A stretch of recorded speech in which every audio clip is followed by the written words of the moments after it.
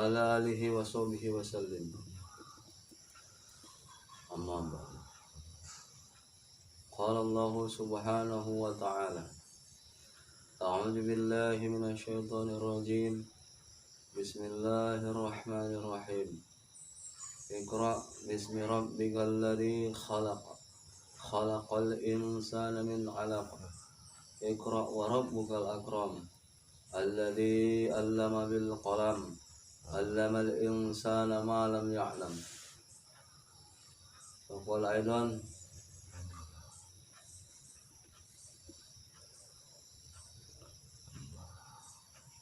وما خلقت الجن والإنس إلا ليعبدون.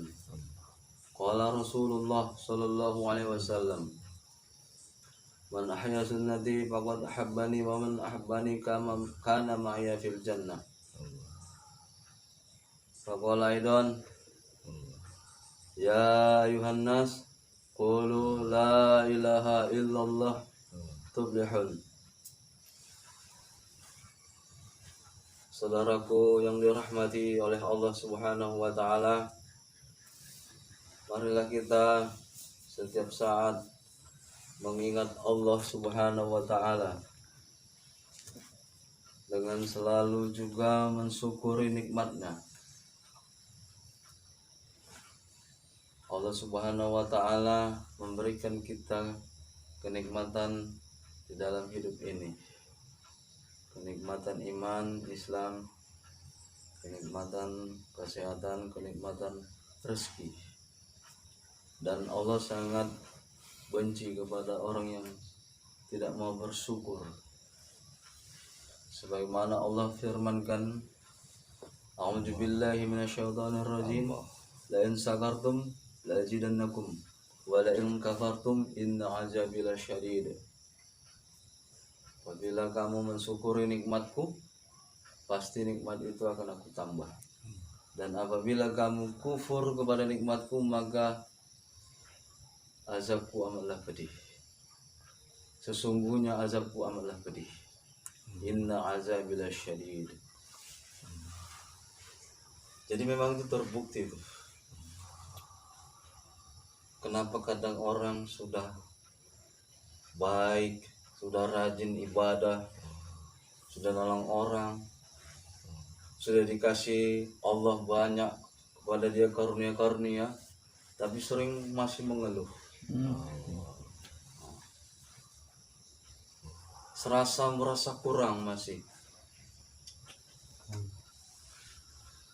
Rasanya masih belum sempurna dia dikasih Allah begitu. Dia merasa banyak ketinggalan, kekurangan. Maka benar yang ada kesulitan yang didapatnya, kesulitan, kesusahan. Baik di dalam kesulitan di dalam perasaannya, di dalam hatinya, di dalam pikirannya, maupun masalah-masalah yang datang kepadanya. Tapi memang benar tuh, kalau orang bersyukur itu memang ditambah rasa hidup tuh bahagia, nambah gitu.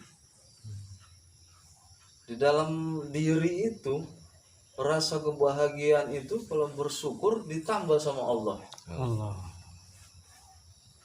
Dan terbukti juga harta pun ditambah. Gitu. Karunia-karunia lain pun yang diinginkannya pun terkabul, ditambah. Gitu. Dia mau memiliki apa, itu ditambah sama Allah. Benar. Gitu.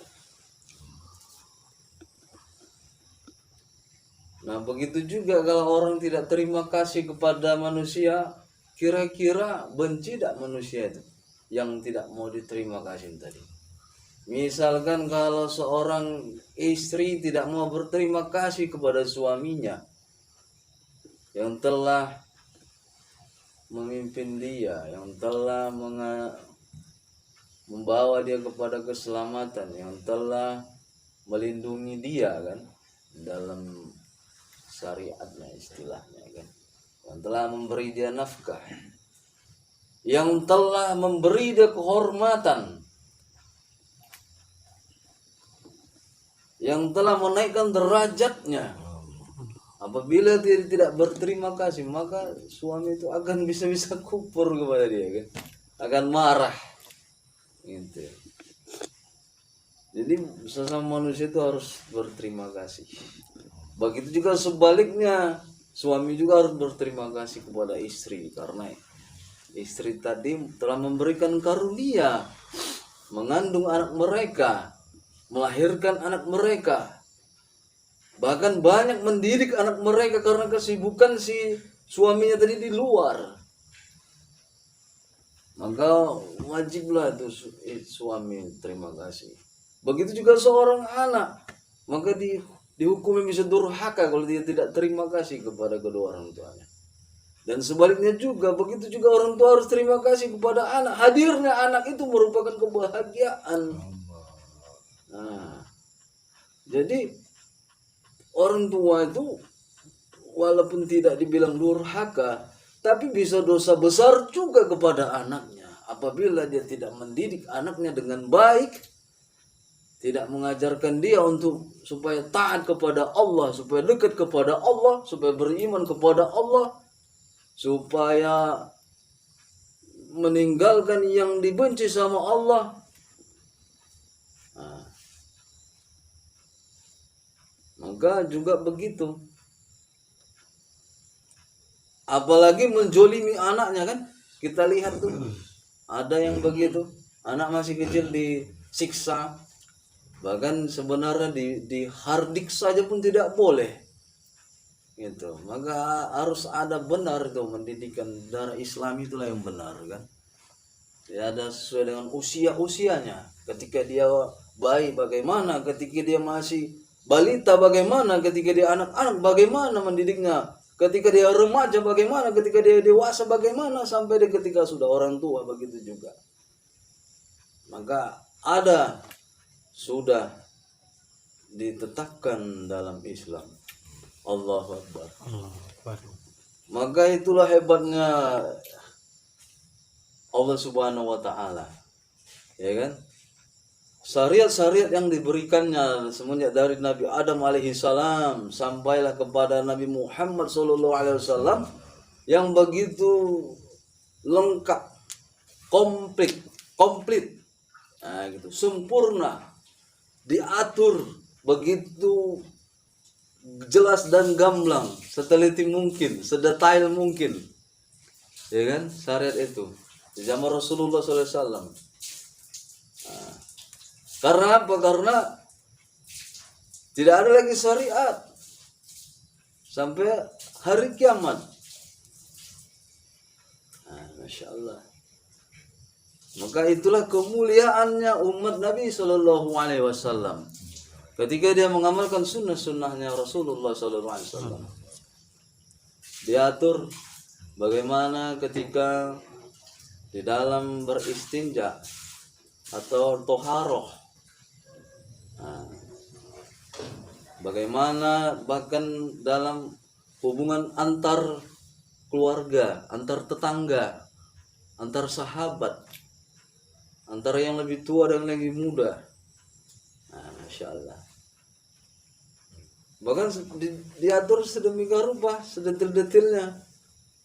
Bagaimana contohnya cara menyembelih hewan.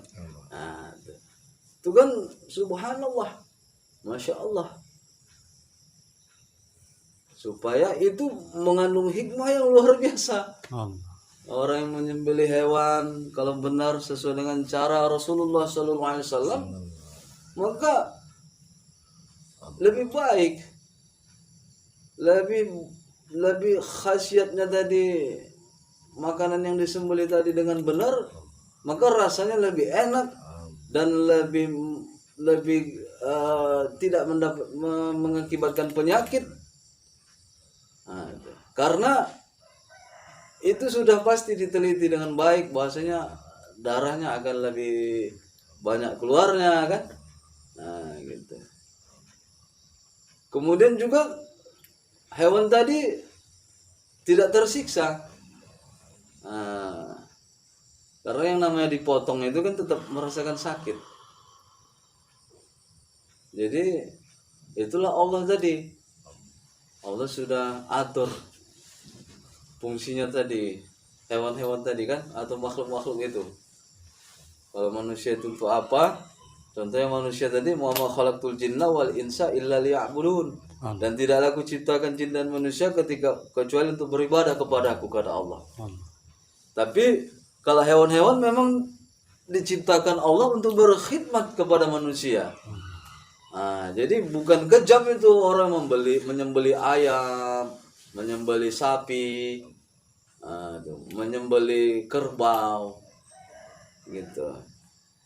Walaupun tetap merasakan sakit itu, tapi kalau dibikin dengan tata cara yang benar, makanya sakitnya berkurang. Walaupun kita tidak mengalami, tidak merasakan kan, tapi yakinlah karena itu hikmah-hikmah yang terkandung berdasarkan dalil-dalil yang ada kan. Allahu Akbar. Dan secara akal pun kan kita bisa menilai kan. Nah, gitu. Ketika disembelih dengan baik, maka tidak begitu merasakan kesakitan. Allahu Akbar. Tetapi kalau disembelih untuk dimakan dengan cara tidak benar, maka tersiksa itu hewan. Misalnya kalau dicucuk perutnya, atau dikapak dia berapa kali sampai luka, dikapak lagi kan lehernya, maka akan merasakan kesakitan yang luar biasa. Allahu Akbar. Hadirin rahimakumullah. Allahu Akbar. Jadi alhamdulillah ya, kita ini dipilih oleh Allah untuk orang yang selalu mengingat Allah. Nah, itu merupakan karunia atau taufik dari Allah Subhanahu wa taala. Sesungguhnya kita ini makhluk yang lemah, makhluk yang bodoh, makhluk yang banyaklah kekurangannya. Manusia itu banyak sekali kekurangannya kan.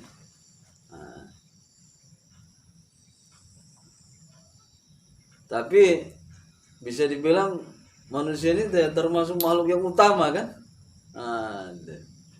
Jadi pemeran utamanya lah kalau di dalam film, maka manusia ini pemeran utama. Maka ceritanya pun diciptakan oleh Allah mulai dari alam ruh sampai pindah alam kemana-mana kan, ke alam kandungan, alam rahim tadi, alam dunia, terus sampai alam barzah, alam akhirat sana, terus kehidupannya. Dan yang dilihat pun adalah manusia, yang disorting itu manusia. Maka Allah tugaskan tuh malaikat untuk melihat pekerjaan manusia, kegiatan manusia dalam kehidupannya sehari-hari apa. Dan yang dinilai Allah pun manusia. Kalau binatang tidak dinilai, ya kan? Tidak ada balasan. Malah ada binatang yang dipilih Allah juga untuk di neraka juga ada. Tapi yang dipilih Allah di neraka untuk menyiksa manusia. Dipilih Allah di alam barzah seperti ular Suja'ul Aqra, berarti ular dipilih Allah untuk menyiksa manusia. Begitu juga ada binatang yang dia alam surga nanti, ya kan? Untuk menyenangkan manusia. Allahu Akbar. Jadi kalau manusia ini dinilai terus, dilihat terus, diperhatikan terus, maka orang-orang yang dipilih Allah pun untuk membenari manusia ini dari bangsanya sendiri, dari jenisnya sendiri pun banyak. Para nabi, para rasul tuh banyak loh, bukan cuma 25 gitu. Jadi yang saya tahu itu sejarahnya itu 124.000 nabi, 313 rasul. Bayangin, banyak kan?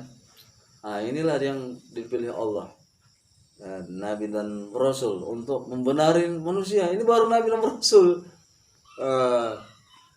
Masih ada lagi kan yang bukan nabi dan rasul, wali-wali Allah kan, ulama kan gitu. Masya Allah. Sampailah di akhir zaman tuh pun ada kan, sampai hari kiamat. Nah, yang ditunggu-tunggu orang tuh kan. Masya Allah. Allahu Akbar. Jadi kalau sekarang itu kalau menurut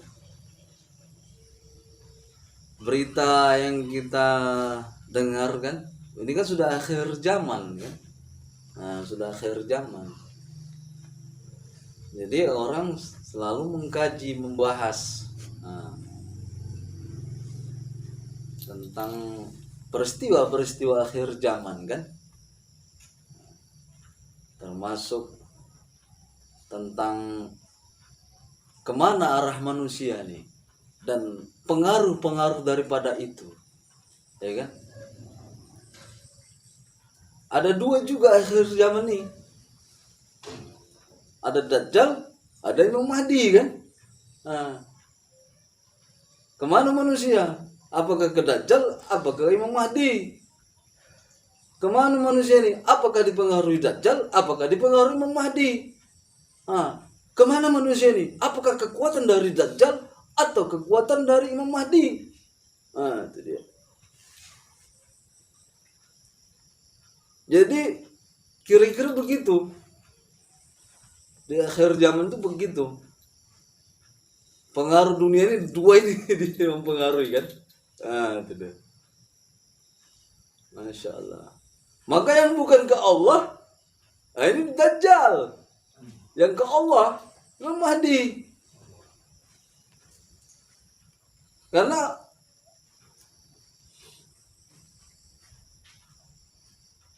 dari dulu itu ya orang diperintah Allah untuk mengajak kepada Allah, mengajak beriman kepada Allah, mengajak untuk taat kepada Allah, mengajak untuk mengingat Allah.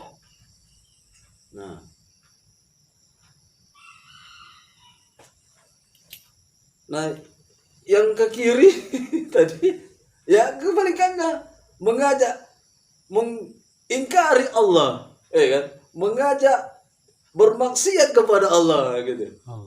Itu. Mengajak berbuat jahat.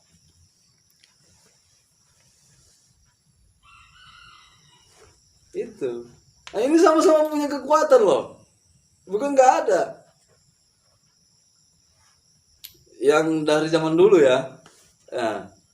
Orang yang ingkar kepada Allah itu mempunyai kekuatan yang luar biasa, supranatural kan, seperti Raja Fir'aun, ya kan, Raja Namrud, Abu Jahal, itu masih banyak yang lain itu loh. Dan hampir rata-rata itu banyak tuh nabi atau rasul menghadapi raja, kisah-kisahnya tuh. jadi luar biasa. Nah, yang kepada Allah pun memiliki kekuatan, jangan salah. Memiliki kekuatan juga. Seperti nabi-nabi memiliki kekuatan dikasih Allah. Coba kita lihat, ada kan dikasih Allah karunia-karunia mereka tuh, mukjizat tadi muncul. Masya Allah. Allahu Akbar. Jadi kita ini hidup ini pingin selamat. Selamat di dunia, selamat di akhirat. Nah, itu kuncinya itu. Kuncinya tuh. Yang lain itu bonus. Allah kasih kita kekayaan, Allah kasih kita kekuasaan, dan lain sebagainya itu bonus. Jadi Yang penting tuh selamatnya tuh. Yang selamat itu Allah. Jadi yang menyelamatkan Allah. Gitu. Maka orang itu harus mengingat Allah. Fawailul lil qasyati fi qulubuhum min zikrillah. Ulaika fi dhalalin mubin. Gitu. Maka celaka besarlah bagi orang yang membatu hatinya dari mengingat Allah, dan mereka itulah dalam kesesatan yang nyata. Nah, jadi luar biasa. Maka orang itu harus mengingat Allah.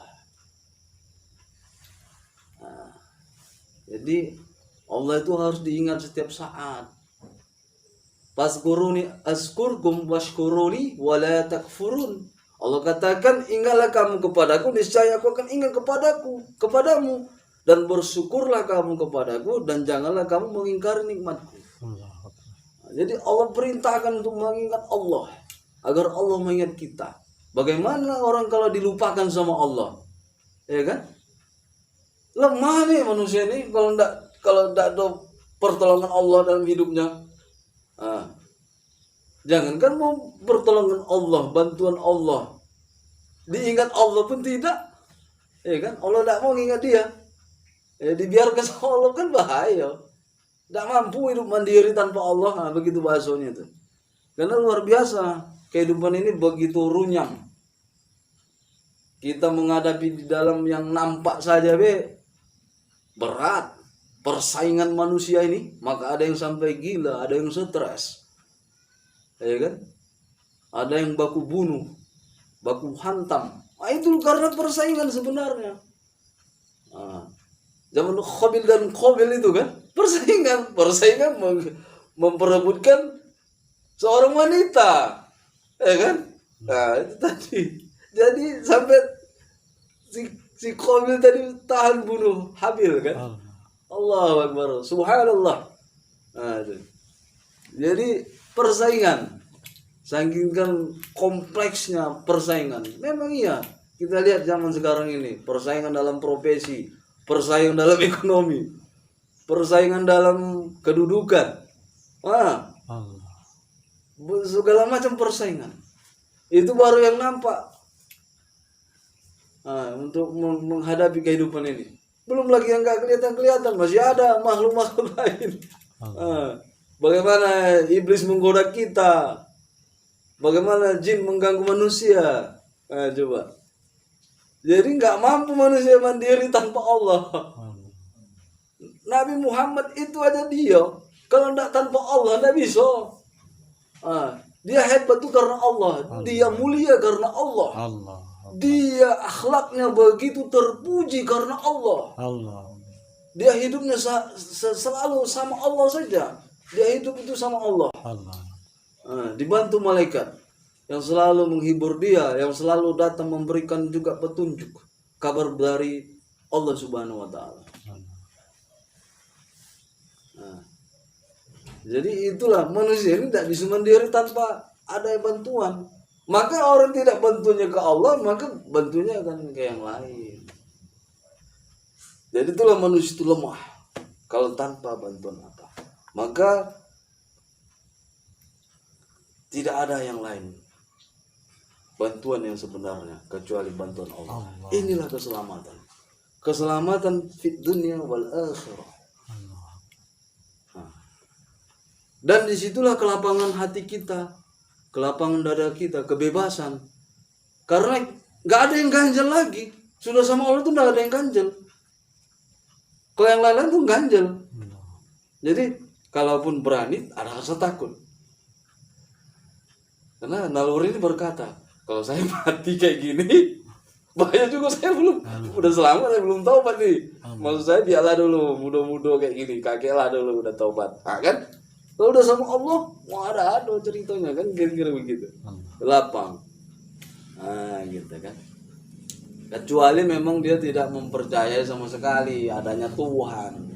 Dia tidak mempercayai adanya Allah dalam hidup dia, dalam diri dia. Kayak gitu. Udah tuh pendidikan dari kecil pun juga nggak ada. Gitu kan. Allahu Akbar.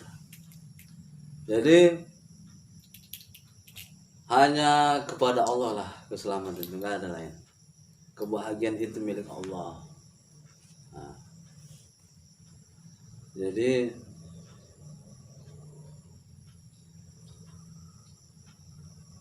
kalau kita mau hidup senang, mau hidup selamat, mau hidup tentram, nyaman, bahagia, maka dekatlah sama Allah. Allah. Ya. Tidak ada manusia yang suci. Walaupun kita manusia ini tetaplah kadang masih ada lalainya, masih ada lupanya kepada Allah, Allah. masih buat dosa, ya kan?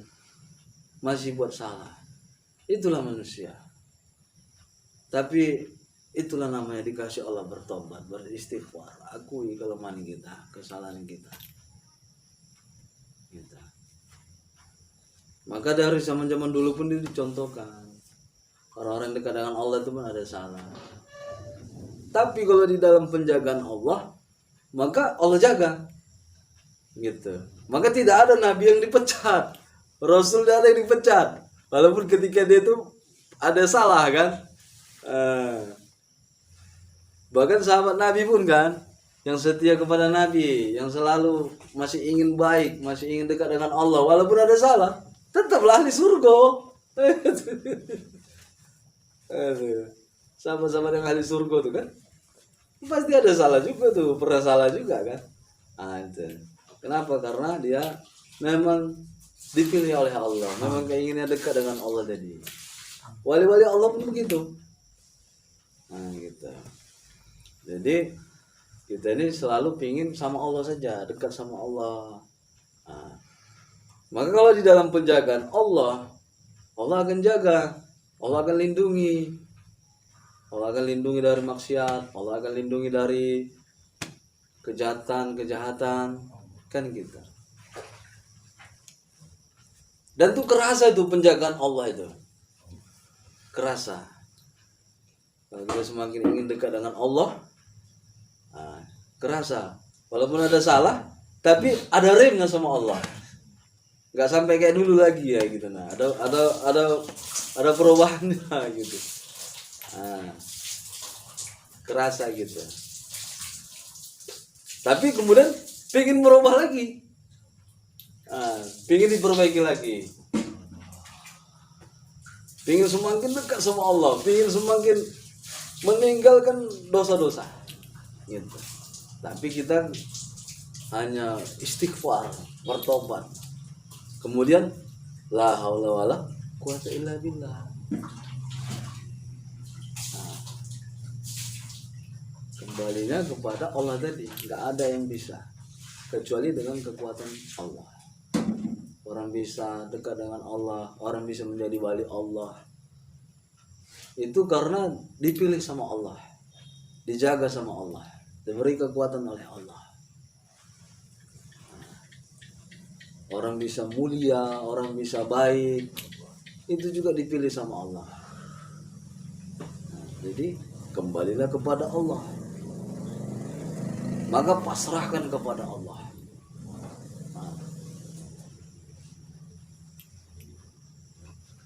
Berserah dirilah kepada Allah.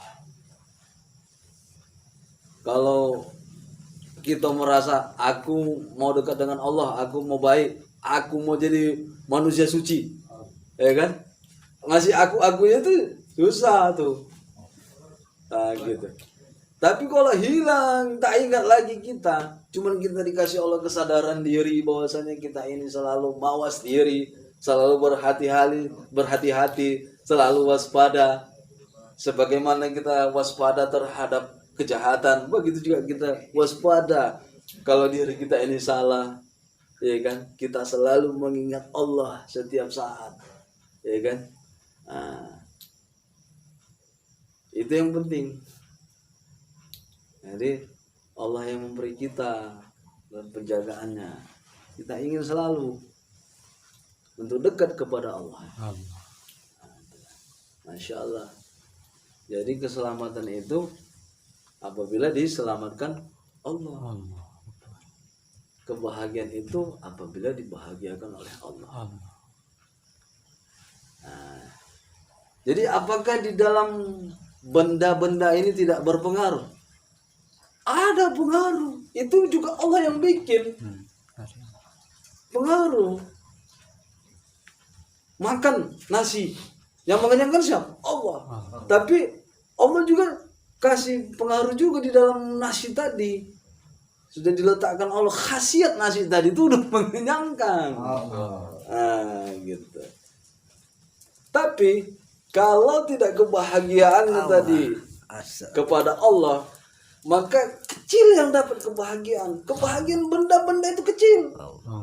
Gitu. Tapi kebahagiaannya dari Allah, kebahagiaannya dengan Allah, ditambah lagi kebahagiaan dengan benda-benda tadi, maka genap, lengkap genap. Nah itu dia. Contoh, ketika ya kan bisa dibilang naik kendaraan lah, naik mobil kan, naik mobil itu kan kebahagiaan, gitu, kebahagiaan. Tetapi kebahagiaan yang besar itu kebahagiaan yang dikasih Allah dalam hati kita, di dalam rasa kita. Maka ketika naik mobil dikasih full, jadinya lengkap genap. Jadi Allah meletakkan mobil itu sumber kebahagiaan juga, gitu kira-kira. Berkhasiat untuk memberikan orang bahagia. Tapi jangan kamu terpedaya. Awas loh, sesungguhnya kebahagiaan yang besar itu dari saya langsung. Walaupun mobil itu sudah saya kasih juga kebahagiaan, teman itu kecil, tanpa saya, tanpa kalian berhubungan dengan saya setiap saat untuk bahagia tadi, maka kamu dikit mendapatkan kebahagiaan. Allah.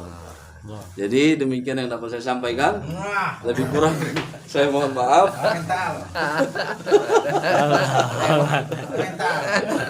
Allah Akbar. Abangnya kalau mental ya. Ditutup dengan doa para majelis. Subhanallah.